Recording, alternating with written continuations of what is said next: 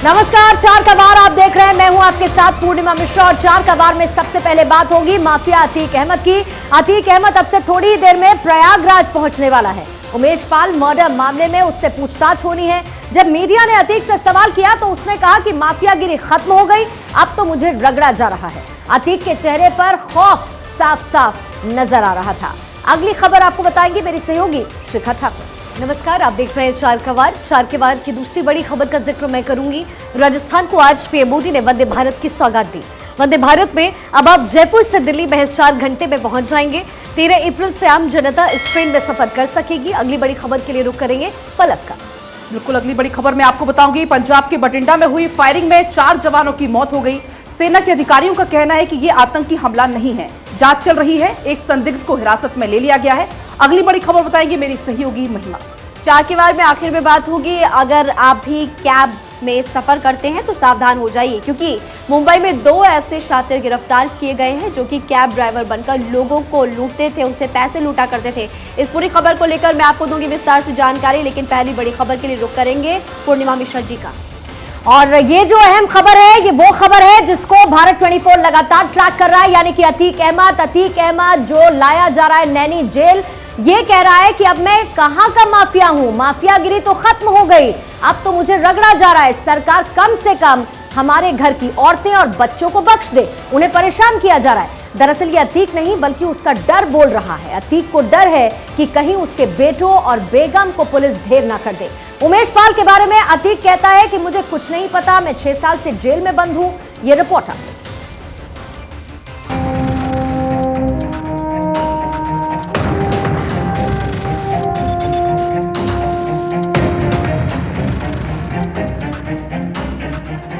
सत्ता के संरक्षण में पल रहे गुंडे, माफिया, अपराधी, लुटेरे,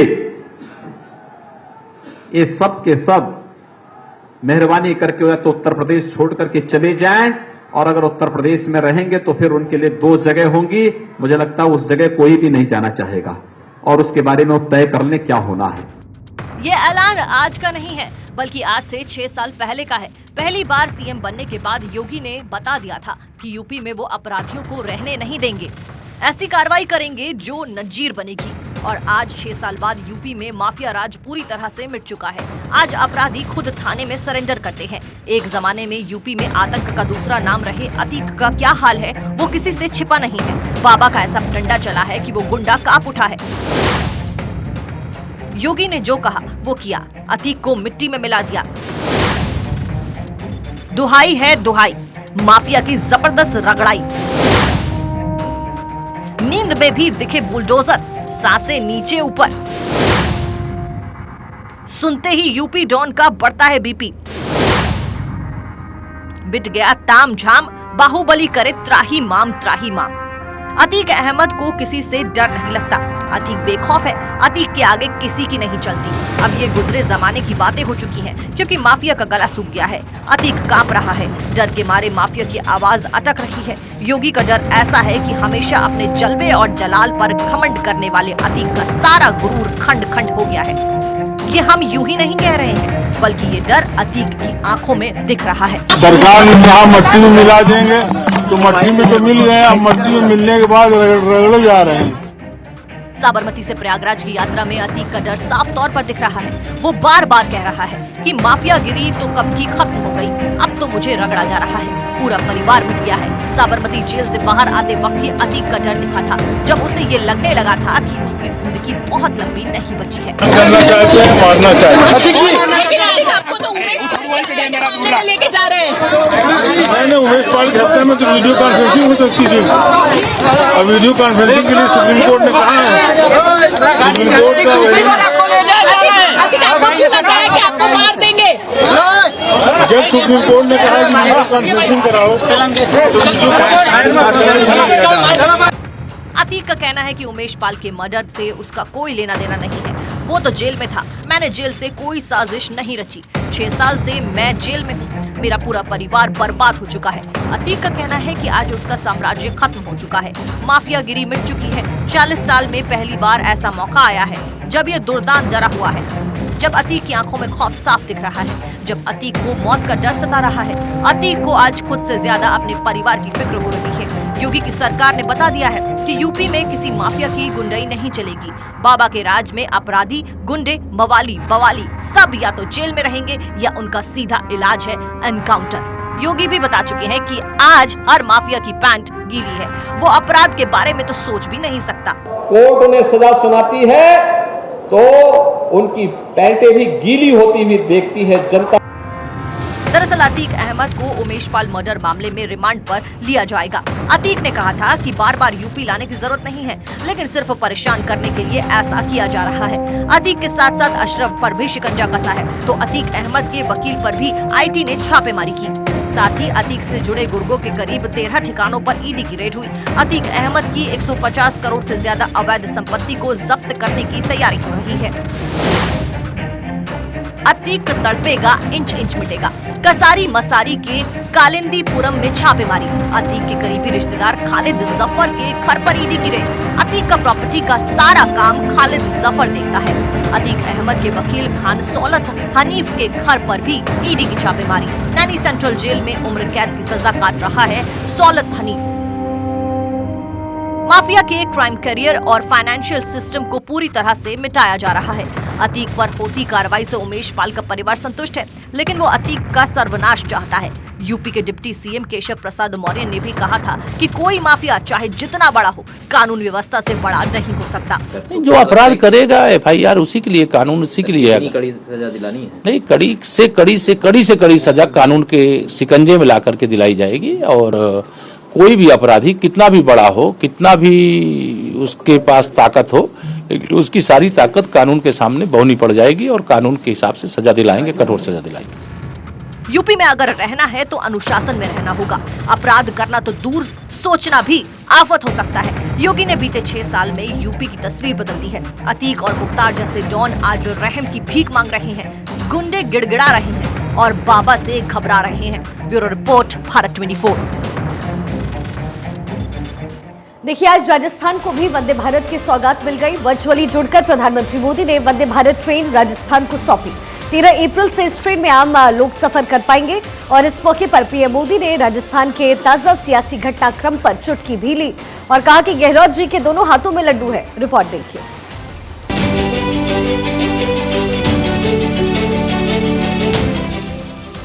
राजस्थान को पीएम मोदी ने बड़ी सौगात दी। नरेंद्र मोदी ने virtually semi high speed train Vande Bharat को हरी झंडी दिखाई। जयपुर से ट्रेन को करीब 11:30 बजे दिल्ली के लिए रवाना किया गया। इस दौरान पीएम मोदी ने करीब 17 मिनट का भाषण दिया। उन्होंने अशोक गहलोत से कहा कि आपके तो दोनों हाथों में लड्डू हैं। गहलोत जी का विशेष रूप से मैं आभार व्यक्त करता हूं कि इन दिनों वो राजनीतिक आपाधापी में उनका अनेक संकटों से वो गुजर रहे हैं, उसके बावजूद भी विकास के काम के लिए समय निकाल करके आए, रेलवे कार्यक्रम में हिस्सा लिया। ये मैं उनका स्वागत भी करता हूं, अभिनंदन भी करता हूं। और मैं गहलोत जी को कहना चाहता हूं, गहलोत जी आपके तो दो हाथ में लड्डू है। आपके रेल मंत्री राजस्थान के हैं और रेलवे बोर्ड के चेयरमैन भी राजस्थान के हैं, तो आपको तो दो हाथ में लड्डू है। 13 अप्रैल से आम लोग सफर कर सकेंगे। हफ्ते में 6 दिन चलेगी ट्रेन। अजमेर से दिल्ली 5 घंटे का सफर, जयपुर से दिल्ली 4 घंटे का सफर। अजमेर से सुबह 6:20 पर रवाना होगी। 11:35 पर दिल्ली कैंट पहुंचेगी ट्रेन। जयपुर, अलवर और गुरुग्राम में स्टॉपेज। जयपुर में 5 मिनट, अजमेर गुरुग्राम में 2-2 मिनट का ठहराव। अजमेर से जयपुर सुबह 7:50 पर पहुंचेगी। 7:55 पर जयपुर से रवाना होकर 9:35 पर अलवर पहुंचेगी। 9:37 बजे रवाना होकर 11:15 पर गुरुग्राम पहुंचेगी। इस ट्रेन का मार्च में 3 दिन ट्रायल किया गया था। तब इस ट्रेन को अजमेर से नई दिल्ली के बीच करीब 110 किलोमीटर प्रति घंटा की स्पीड से चलाया गया था। देश में कुल 13 वंदे भारत ट्रेनों का संचालन हो रहा है। पहली ट्रेन नई दिल्ली से वाराणसी के बीच जनवरी 2019 में शुरू हुई थी। इस सेमी हाई स्पीड ट्रेन में लोगों की सिक्योरिटी का खास ख्याल रखा गया है। इसके सभी गेट ऑटोमेटिक हैं। ट्रेन के पूरी तरह रुकने पर ही गेट अपने आप खुलेंगे। ट्रेन के जरा से भी मूवमेंट पर दरवाजे नहीं खुलेंगे। यात्रियों की सुविधा के लिए इसमें एक स्पीकर और स्विच लगाया गया है। अगर किसी यात्री को अपना मैसेज पायलट तक पहुंचाना है तो एक स्विच को ऑन करते ही उसकी आवाज पायलट रूम तक पहुंच जाएगी। Bureau report, Bharat 24। पंजाब के बठिंडा मिलिट्री स्टेशन में बुधवार सुबह हुई फायरिंग में सेना के 4 जवानों की मौत हो गई। ये जवान 80 मीडियम रेजिमेंट के थे। आपको बता दें, आर्मी ने कहा कि फायरिंग सुबह 4:35 पर हुई। 4 जवानों के अलावा जान माल का कोई नुकसान नहीं हुआ। पुलिस और सेना की टीमें मिलकर इसकी जांच कर रही हैं। एक संदिग्ध को हिरासत में ले लिया गया है, उससे पूछताछ लगातार जारी है। सेना ने साथ ही साथ कहा है कि हम सभी पहलुओं की जांच करेंगे। रिपोर्ट देखिए।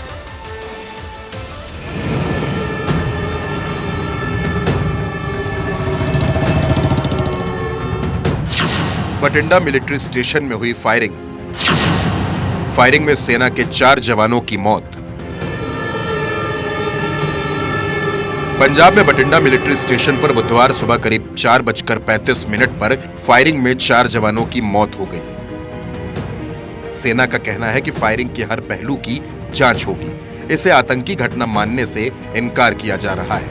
इसमें 2 दिन पहले यूनिट के गार्ड रूम से इंसास राइफल और गोलियां गायब होने का एंगल भी शामिल है। मिलिट्री स्टेशन को सील कर दिया गया है और लोगों के आने जाने पर रोक लगा दी गई है। घटना को देखते हुए सुरक्षा एजेंसियों को भी सतर्क कर दिया गया है।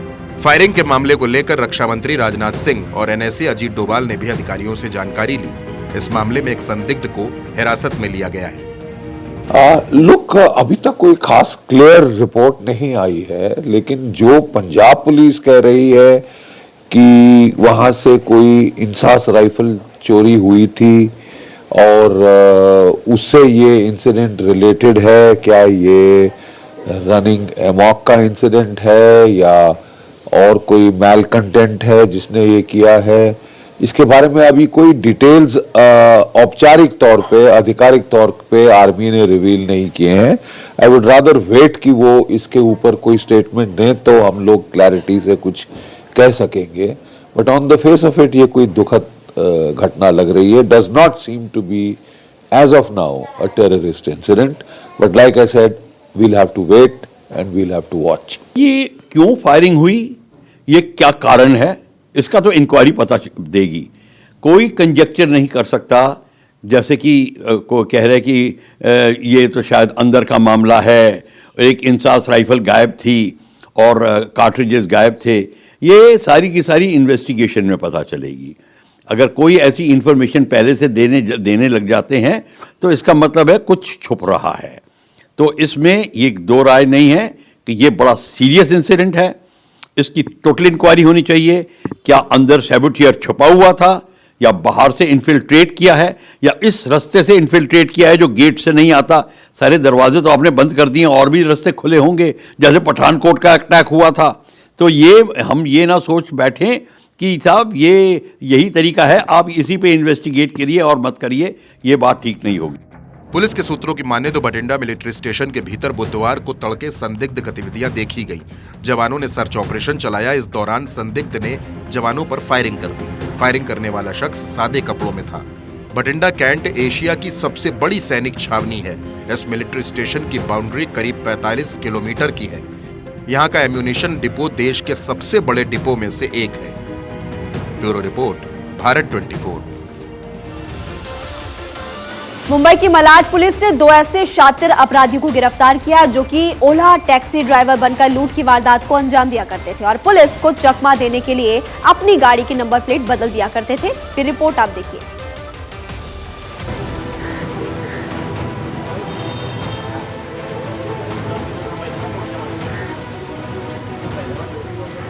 आर्थिक राजधानी मुंबई में अपराधियों के हौसले बुलंद हैं। आए दिन बदमाश लूटपाट के नए नए तरीके खोज रहे हैं और ताजा मामला मलाड का है, जहां 2 शातिरों को पुलिस ने धर दबोचा। ये आरोपी ओला टैक्सी ड्राइवर बनकर चेन स्नैचिंग की घटनाओं को अंजाम देते थे। इन शातिर अपराधियों को गिरफ्तार करने के लिए पुलिस को कंट्रोल रूम में लगे हाई रेजोल्यूशन कैमरास की मदद लेनी पड़ी और मलाड से घाटकोपर तक करीब 80 सीसीटीवी कैमरों को तलाशना पड़ा। दरअसल बीते दिन ये शातिर अपराधी दीप शिखर सोसाइटी में एक 56 वर्षीय महिला के गले से चेन खींचकर फरार हो गए। इसके बाद पुलिस इनकी तलाश में जुटी। ये शातिर इतने चालाक थे कि पुलिस से बचने के लिए अपनी गाड़ी की नंबर प्लेट बदल दिया करते थे और इसी के चलते पुलिस के लिए इनको ढूंढना मुश्किल हो रहा था। लेकिन कहते हैं ना कि अपराधी कितना भी शातिर क्यों ना हो, एक ना एक गलती तो कर ही बैठता है और ऐसी ही गलती इन्होंने भी की। वारदात को अंजाम देने के बाद ये आरोपी अपनी गाड़ी का नंबर प्लेट बदल ही रहे थे कि सीसीटीवी कैमरे में पुलिस की नजर इन शातिरों पर पड़ गई। फिर क्या था, गाड़ी के असली मालिक को गिरफ्तार कर लिया गया और आरोपियों से एक ओला टैक्सी और लूटी गई 2 सोने की चेन भी बरामद कर ली गई है। महीने के 7 तारीख को हमारे इलाके में जो सुंदर नगर है वहाँ के एक बिल्डिंग में एक मंदिर है, वहाँ पर दर्शन के लिए एक महिला जा रही थी। महिला जब मंदिर जाने के लिए जब बिल्डिंग के कंपाउंड के अंदर गई तो पीछे से एक आदमी ने आके उनकी चेन छीन के वो ओला कार से भाग गया था। ये जो संगीन गुनाह होने के बाद हमारे डीसीपी साहब श्री अजय कुमार बंसल साहब ने जोन की सभी डीओ को वहाँ पर बुला लिया और उनकी एक टीम गठित की और हमने जो ये ओला कार जिस दिशा से गई थी वो दिशा से सब सीसीटीवी फुटेज हमने चेक किए। लगभग 24 घंटे ये सीसीटीवी फुटेज चेक करने के बाद हमके कुछ एक सुराग मिला, इस आरोपी के बारे में हमें मालूमात मिली तो हमने उसे पंतनगर से गिरफ्तार किया है। बहरहाल पुलिस ने इस मामले में तो आरोपियों को गिरफ्तार कर लिया है, लेकिन परेशान करने वाली बात तो ये है कि इस तरह की घटनाएं मुंबई में बढ़ती जा रही हैं। अब देखना ये है कि ऐसी घटनाओं पर पुलिस पूरी तरह से लगाम कब तक लगा पाएगी। Bureau report, Bharat 24।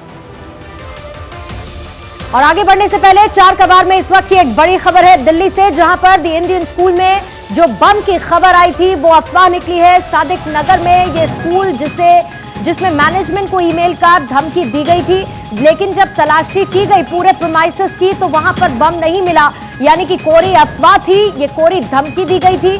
सादिक नगर स्थित स्कूल में द इंडियन स्कूल जिसको फौरन इवैक्यूएट करवा लिया गया था। लंच ब्रेक के दौरान लगभग 11 साढ़े 11 बजे का एक ब्रेक बच्चों का था, जिस दौरान उन बच्चों से कहा गया कि उनको इमरजेंसी ग्राउंड में इकट्ठा होना है। पेरेंट्स को जानकारी दी गई और उसके बाद पेरेंट्स पहुंचे, जिसकी तस्वीरें आप देख रहे हैं। लेकिन अब जानकारी ये मिल रही है कि पूरी तलाशी स्कूल की ले ली गई है और ये खबर पूरी तरीके से अफवाह है। तलाशी के दौरान बम नहीं मिला है। अर्जेंटली बुलाए गए थे बच्चों को पिक करने के लिए, कोई स्पेसिफिक रीजन नहीं बताए थे ये लोग। जब यहाँ आप आई थे टोटल कैश कुछ ये लोग बता नहीं रहे कि क्या हुआ है क्या कुछ।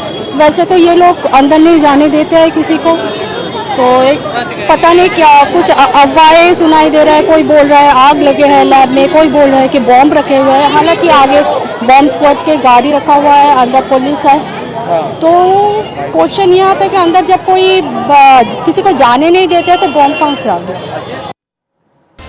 14 अप्रैल को असम का दौरा करेंगे प्रधानमंत्री नरेंद्र मोदी। असम को मिलेगी 14,300 करोड़ की सौगात। कई परियोजनाओं का करेंगे शिलान्यास और लोकार्पण। असम एम्स उद्घाटन कर राष्ट्र को करेंगे समर्पित। एम्स के साथ साथ देंगे 3 अन्य मेडिकल कॉलेज की सौगात। गुवाहाटी हाईकोर्ट के प्लेटिनम जुबली समारोह में भी होंगे शामिल। असम में होगी आपके द्वार आयुष्मान अभियान की शुरुआत। साथ ही Assam advanced health care innovation institute की भी रखेंगे आधारशिला। ब्रह्मपुत्र नदी पर बनने वाले पुल की रखेंगे आधारशिला। साथ ही पलाश बाड़ी और सुआलकुची को जोड़ेगा ये पुल। रंगघर शिवसागर के सौंदर्यीकरण की आधारशिला भी इस दौरान रखी जाएगी। शाम को प्रधानमंत्री असम में बिहू नृत्य को भी देखेंगे। इस नृत्य में शामिल होंगे 10,000 से ज्यादा कलाकार।